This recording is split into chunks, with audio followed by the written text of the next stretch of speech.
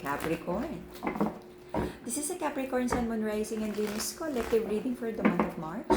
For your personal reading, kindly send me a direct message. Kamusta mga Capricorn? Kamusta? Anong meron? Anong bago? Anong paulit-ulit na ginagawa? Bumabara. Anong ayaw pag-usapan ng ating mga Capricorn? Anong ayaw pag-usapan? This is a Capricorn Sun, Moon, Rising, and Venus collective reading for the month of March. Collective energy ng mga Capricorn, please. Collective energy ng mga Capricorn. Reminder, ang nag-iisang account na Mystic Siren ay kay Angeles 11. And messages coming from a different account. Hindi po ako yun. Mag-ingat sa scammers, Capricorn. Merong hindi pag-uusap, block communication, miscommunication. Lagi na lang hindi nagkakaintindihan. May mga trust issues sa relationship. Nagkaroon ng on and off. But right now, I feel naghahanap ka na ng maayos na relasyon. Meron ka rin mga hinihintay na plano na parang nagkaroon ng blockages. Nagiging quiet ka about your own manifestation. Minsan nararamdaman mo parang nababadjuju, na-evil eye ka, may naiinggit ba sa'yo? I feel yes. Ingat. Okay? You manifested, malaking biyaya, nagkaroon man ng delays, but it feels like dumating. Kaya lang parang ang bilis ding umalis ng biyaya. It feels like may dumating na cheque, promotion, or like increase. Tapos parang nakalaan na, pangbayad ng insurance, pangbayad ng ganito, pangbayad ng ganyan, emergency funds. Okay? So, for some of you, nagbakasyon. The feminine in this connection, hindi niya alam kung ano pa ba yung mga dapat niyang gawin para maayos niya yung finances, personal growth. Iniisip din ng feminine, mapagkatiwalaan ba niya si masculine, okay ba to, tuloy-tuloy na ba talaga tong relationship na to, or magiging on and off pa rin. Nagkaroon ng offer of love, pangako, but naging very hot and cold, na nagdala ng disappointments para sa inyong dalawa.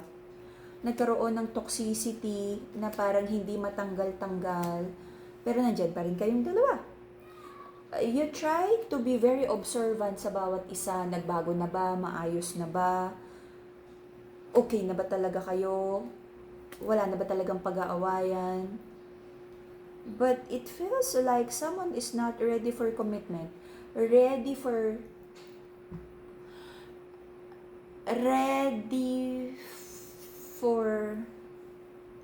hindi ko masabing ready for love eh. Ready for a passionate beginning, but not ready for love, not ready for commitment, not ready for the sacrifices na kasama ng isang relasyon, but ready for passion. You know what I mean? So, let's see. You might be dealing with a Gemini, Taurus, Capricorn, Virgo, Pisces. Okay, let's see. Naging paulit-ulit ang on and off because someone is not ready to commit. And nung time na nagkaroon kayo ng reconnection, reconciliation, kala mo okay na. Tapos biglang nagkaroon ng realization na hindi pala talaga ready for commitment or long term. Okay? Marami kang insecurities in the past, you don't feel confident, or marami kang alinlangan sa mga bagay na gusto mong i-pursue.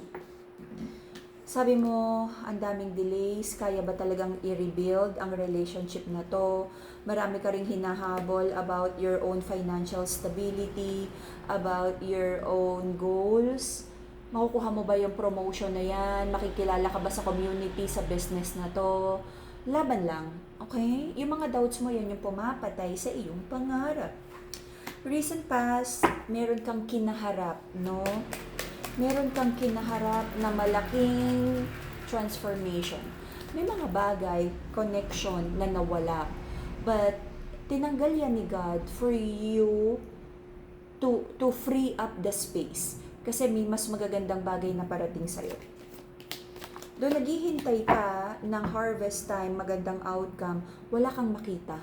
And at some point, you feel lost na parang, so ano na Lord? Bigyan mo ako ng clue. Bakit nawala to? Bakit natapos ang relasyon? Ba't nawala yung negosyo? Ano na Lord? Ano na po? Ano na ang susunod na kabanata? Ganito na lang ba ako? Pagdating sa relasyon, I feel nagkaroon ng dishonest energy and you're trying to heal from lies and deception. May nahulog. Okay. You feel so defeated about mga taong tinulungan mo, pinagkatiwalaan mo, tinulungan mong umangat, tinulungan mong, nagsinungaling, niloko ka. There's also a feminine in this connection na pagod na sa kasinungalingan ng kanyang masculine. Right now, I feel Capricorn, you're having a new beginning, new mindset, marami ka ng, because of tinanggal ni God na mga toxic connection sa buhay mo. Because meron nang magsisimulang new chapter para sa'yo. Alam mo, mas maganda to, huwag ka nang manghinayang kung ano man yung mga tinapos at tinanggal sa'yo ni God. Lahat ng mga lesson na masakit, this is meant to parang maging stronger ka pagdating sa buhay, wiser. Okay? Your person has little white lies, hindi nagbabago. Patuloy pa rin ang mga kasinungalingan, mga pangakong hindi naman natutupad, false promises, toxicity. Okay? Pag-i-entertain ng ibang tao, mga tinatagong katotohanan sa'yo. Okay. This masculine is very selfish. Ingat ka, feminine. Meron ka mga doubts kung makukuha mo pa yung healing mo. For some of you na may mga involved na bata, huwag kang mag-alala. Whatever you're trying to manifest na financial stability, tuloy-tuloy lang, no? Pagsubok lang yan at temporary lang yung mga pinagdadaanan mo. There's a masculine in this connection na kung ano man yung mga pagbabago na kailangan niyang gawin sa buhay niya, siya na yung bahala eh. Kung gusto niya magbago bukas or mamaya or 50 years pa, bahala siya. Feminine, focus on you. Focus on yourself. Na ayusin yung sarili mo, personal growth mo. Lalo na kung may mga involved na bata. No? Kasi parang may nararamdaman ako dito na parang single mom energy na kailangan niyang itaguyod ang kabuhayan.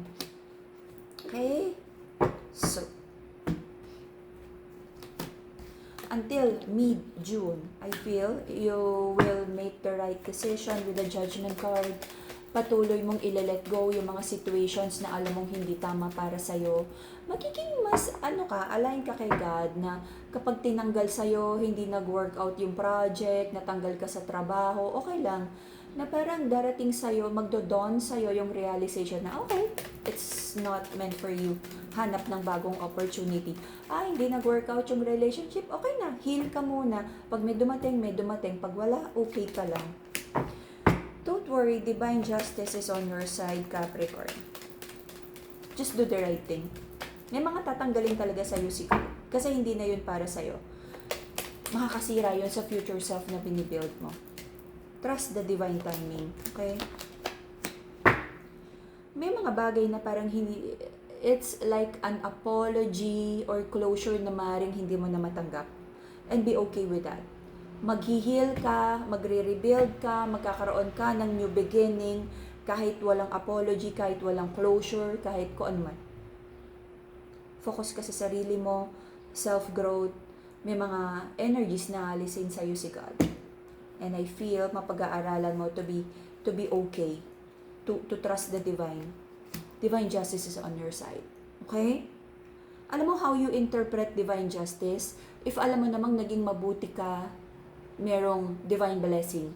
If alam mong nagkaroon ka ng pagkakamali, may, divine justice or divine lesson na darating para sa'yo. Okay? Both will give blessing and lessons. Both mahalaga sa personal growth. Be thankful and always do better. Yun lang naman yan. Pag nagkamali, ayusin, wag nang ulitin, gawin ng mas maayos yung mga susunod na desisyon sa buhay. Yun lang naman yun eh. Parang mastery of self and mastery of being a good human being. Yun lang naman ang nakikita kong purpose ng life natin. Alrighty? And that would be the Capricorn reading for the month of March. See you again in a few days for your bonus reading. And I'm praying na makagawa ka ng tamang desisyon for you at para sa mga taong mahal mo. Because yung mga susunod na gagawin mo ay makakaapekto sa future self na i-build mo. Whether you'll reap good or hindi magandang karma, depende sa gagawin mo right now. Bye-bye, Cap.